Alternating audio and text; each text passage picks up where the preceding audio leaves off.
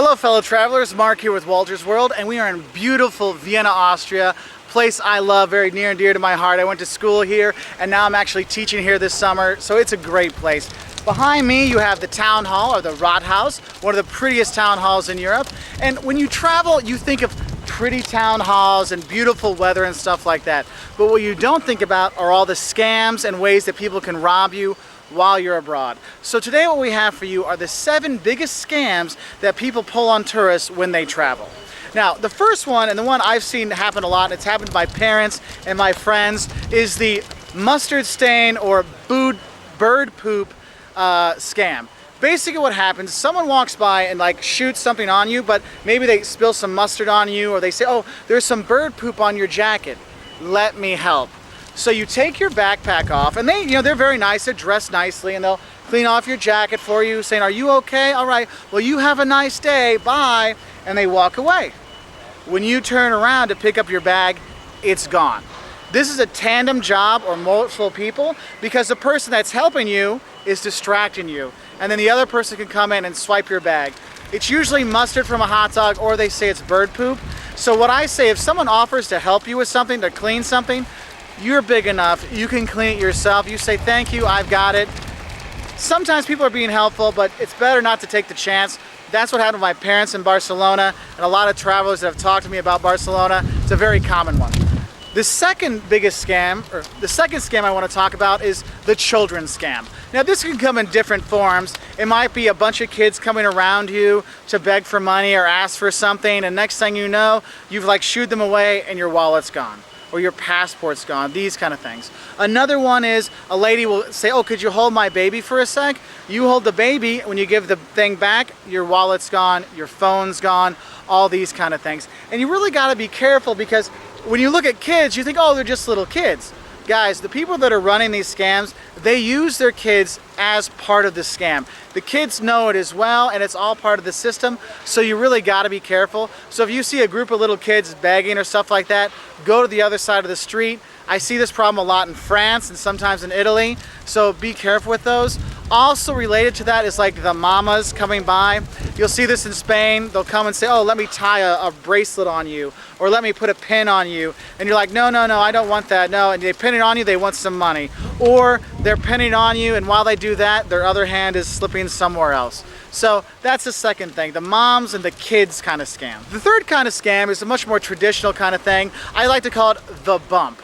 This might be you're on the train and someone bumps into you, or you're walking down the street and someone knocks into you and they say, oh, excuse me, and they just go on. Next thing you know, you're 2 blocks later, your phone is gone. Now you might think, oh, I should be able to tell when this happens. It isn't. These people are trained professionals. They know what they're doing. One of my students here, first day, he's walking down the street with his hand on his phone in his pocket. This guy bumped into him. He felt the guy's hand go into his pocket. Okay, into his pocket while he's holding on to his phone, and the guy couldn't get it because he was holding on to it, and the guy just kept walking. Now you can tell the cops, but all the guy can say was, what? I bumped into him. And a lot of places, especially here in Europe, if you go to Southern Europe, Spain, Italy, the cops are not going to help you. Barcelona, they will laugh at you. One of the people that actually, one of the followers on here, her husband was getting robbed, and he put his cigar out on the guy's hand while it's in his pocket. And the cops wanted to arrest him for burning the guy and didn't want to do anything about the guy robbing him. So the bump is a very common thing, just bumps into you to swipe your stuff. So what do? Wear your money belt, put your stuff in your front pockets, not your back pockets, and just kind of guard yourself. I always walk with my hands over my stuff in my front pockets or in my money belt, but just be ready for that kind of scam. The fourth set of scams are the taxi scams. Now we all know the one where they go the long way to the hotel. Hey, if you're not sure about that, ask your hotel to arrange a driver for you, or how much a taxi should be from certain locations so you don't get ripped off. Another one that they like to do is they don't turn the meter on and they say, whoops, it's 40 euros. Again, that's why you know what the price is. You say, no, it's this. If they say that's not right, you say, please call the police then. Because I've had that before when I was in Lithuania. They drove us the wrong way around the city, and then oops, we messed up the thing, so it's 60 litas. And I'm like, no, because I take that right to work and you went around the stadium. Feel free to call the cops. And the guy just sat there and goes, I'm like, here's the 20 litas that it should be, not the 60. Okay, so make sure you have an idea of where your taxi should be going and how much it should cost. Another one that's very popular, actually Las Vegas has gotten kind of bad with this one, is if you have a lot of luggage, the taxi drivers will help you load your luggage. And then when you're getting out, they say, oh, well, I'm in a hurry, so I'll get your bags out of the back. And they take your money, they get your bags out while you're standing there and putting your change away, and they drive off. And then you notice you went in with 3 bags, and now you only have 2. And they've got your stuff, okay? So when you're taking taxis, always keep an eye on your stuff. Always be the one that's getting your stuff out and in. Also, make sure you take the name of your taxi driver or the taxi number just in case, okay? Because you never know. And you can ask for a receipt or a bill. They have to give it to you, so you always have that thing. And they're not going to rob you or take your stuff if they know that you have all their information. The 5th set of scams you got to watch out for are the hotel scams. Now, some of them, they're not so much anymore of the fake hotel bookings kind of stuff, because you can go to TripAdvisor and bookings.com and book through them, so it's kind of guaranteed.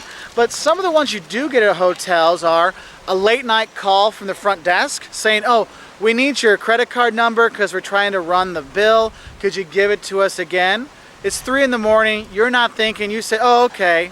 Now, if someone calls you in the middle of the night from the front desk, if your family's all with you, it's not a fire because they have fire alarms, okay? You tell them, I'll come down to the front desk and talk to you, okay? So don't fall for that BS, okay? Another one of the hotel scams, and it's not just at hotels, it happens at restaurants too, is a Wi-Fi scam. Basically, it's a fake Wi-Fi signal. They set up a Wi-Fi signal out there and you get internet thinking, great, I've got the Holiday Inn's internet. Well, it turns out it's not the Holiday Inn internet. It's that person's fake one. So what you want to do is make sure you ask your hotel, what is your wireless signal? What is the password? And so you get their official one. It might be slower than the fake one, but you won't get your information stolen. So be careful with that scam. That's becoming more prevalent, especially like outside of Starbucks and stuff. People will put like a Starbucks one out there and you just log in and they can get all that information that's passing over. So be smart with your Wi-Fi. The 6th one I want to talk about is basically any game. Guys, any game, whether it's the shell game, a card game, any kind of game that's out there that you're on the streets and you're in a traveling city and they want you to play, you're going to lose. I don't care if you see other people winning. Those people are plants, okay? They're supposed to win. You are supposed to lose, and you will lose. No matter how smart you are, how great you are, they're gonna get you. Here in Vienna, when I studied here back in the late 90s, one of my buddies, he thought he could do the card game really good. He kept playing this guy. He was out $50 literally in 2 minutes. And he's like, what happened? That other guy was winning. I thought for sure I could do it.